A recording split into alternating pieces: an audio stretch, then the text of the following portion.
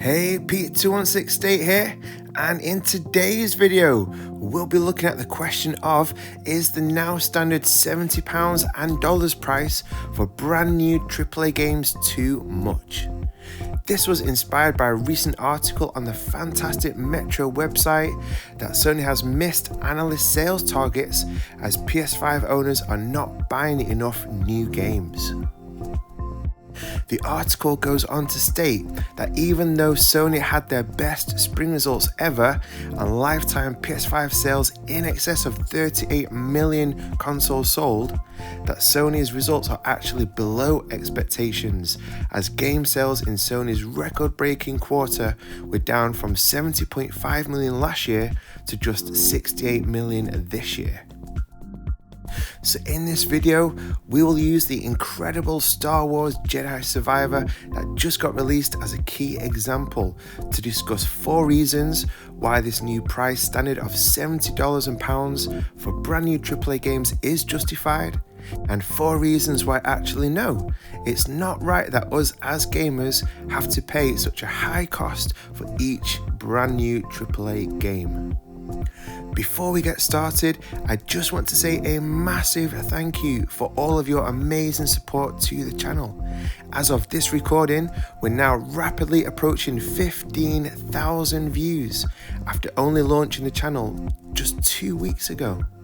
If you enjoy these videos, then please like and subscribe so we can reach our next milestone of 250 subscribers. And thank you so much for all of your positive comments, such as Wilkie4918, who recently said, "Looking forward to seeing your growth as a professional in the space. Great video and best regards." Well, thank you, Wilkie. I'm certainly learning so much doing these videos and looking forward to developing and growing my journey as a YouTuber over these next few months and years with you all. Also, I'd love to hear from wherever you are in the world that you're watching from, such as Louise from Brazil. Hey Louise, thanks so much for watching. And gamer numero uno from Italy, greetings to you too from here in the UK.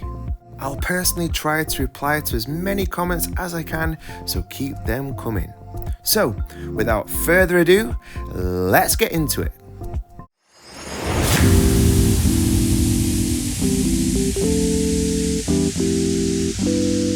First of all, let's start with the 4 reasons why many could argue that AAA games do deserve to be sold at a high cost of £70 and $70. And number 1 is quality. In my last video, I stated 5 reasons why the Steam Deck is such an awesome device.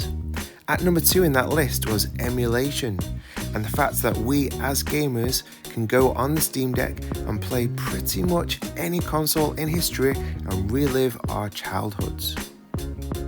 Just yesterday, I spent about half an hour on the absolute classic SNES game that is Super Star Wars, and then later that night played a few more hours of the brand new Star Wars Jedi Survivor on the PS5.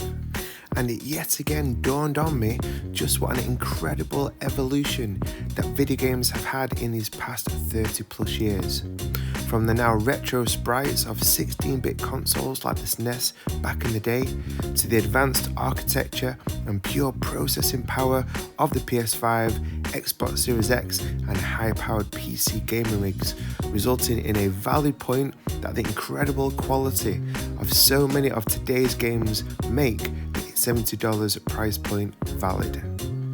And that leads us on to number 2, which is replayability. Again, using Super Star Wars on the SNES as an example, what we now consider as retro games were often incredibly tough, with just a few enemy hits resulting in death. It goes without saying that due to the 2D nature of side-scroller adventure games from 30 years ago, that games truly were limited and offered very little in the way of replayability. Contrast that with today's blockbuster AAA games and their vast, exquisitely detailed and rich worlds full of main story and side quests which offer many, many hours of pure gaming bliss. Hogwarts Legacy, a great game that was highly lauded by both critics and gamers alike, had a main story completion on howlongtobeat.com of 25 hours, and to find every hidden artifact and completing every side mission of more than 65 hours.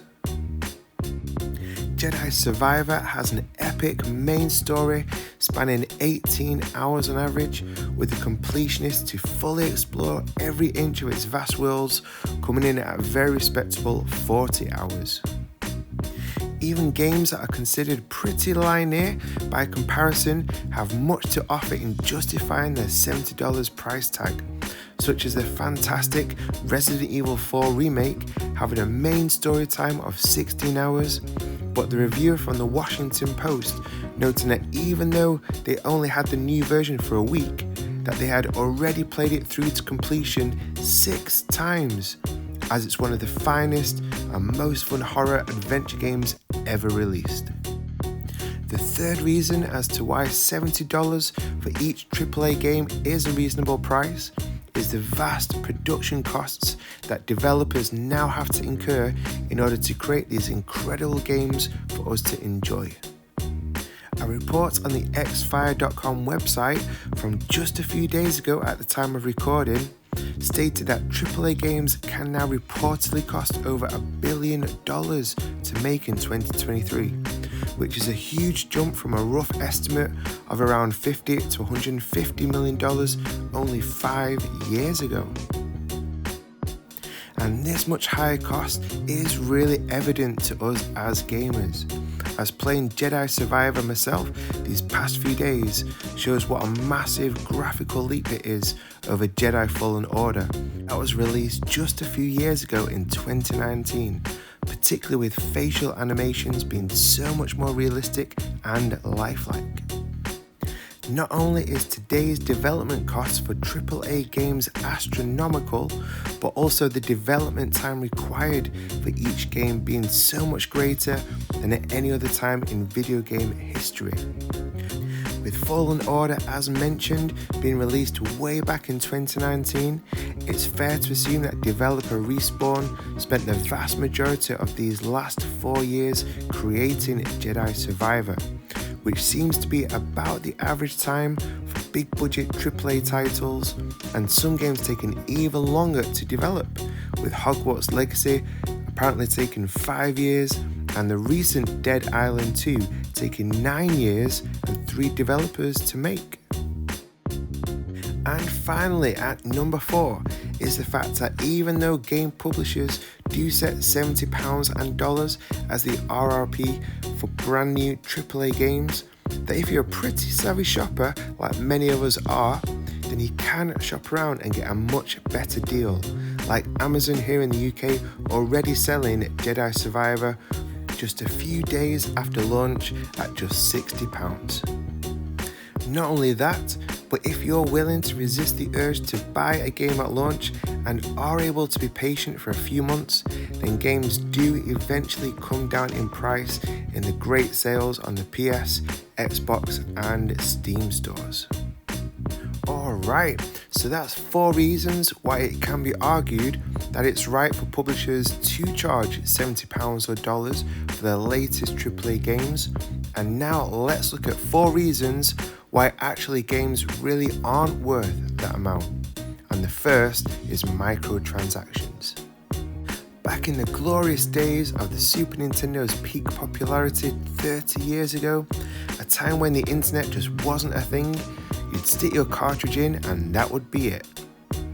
Of course, those days are long gone, and the one unwelcome evolution of the modern gaming that we know about today is many publishers charging for in-game items, unlockables and accessories on top of the $70 or pounds upfront fee of actually just owning the actual game. Where some microtransactions can be considered in decent taste, for example last year I unlocked all of the legends in the best modern WWE game, that was WWE 2K22, for a very reasonable price of $1.99, instead of spending hours unlocking each and every one of them. It can be argued that most publishers abuse the whole system of microtransactions. I'm sure many of you will remember just a few short months ago the controversy surrounding Gran Turismo 7's in-game currency. In order to reach the game's 20 million credit limit, players needed to fork out $214 of their real-world money, and that's on top of the $70 to buy the game in the first place, which is insane. Reason number 2 why it's so hard to justify spending £70 or dollars on just one game is the cost of living crisis that so many of us around the world are experiencing. Literally today, at the time of recording, teachers have gone on strike for the second time over the past few days, with nurses striking over the weekend too. So finding the considerable sum of $70 or pounds on just one game can be argued that it doesn't really make buying these games the best financial sense. The third reason is that many publishers now cheekily try and upsell us as gamers to purchase the even more ridiculously expensive deluxe editions. And finally, at number 4 is the fact that so many full-price games are released in incomplete states, filled with bugs and glitches together with shocking performance issues.